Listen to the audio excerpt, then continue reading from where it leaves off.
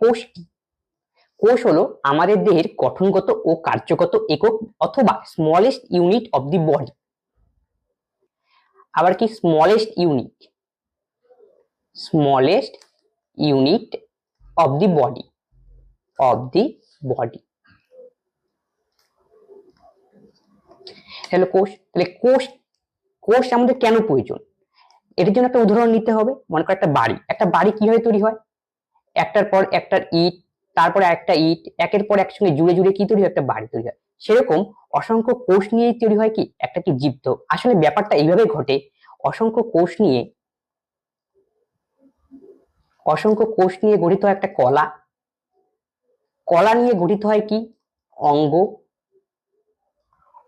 অঙ্গ নিয়ে অনেকগুলি অঙ্গ একে অপরের সঙ্গে জুড়ে তৈরি হয় কি তন্ত্র, অনেকগুলি তন্ত্র একসঙ্গে জুড়ে তৈরি হয় দেহ বা বডি। এইভাবেই কি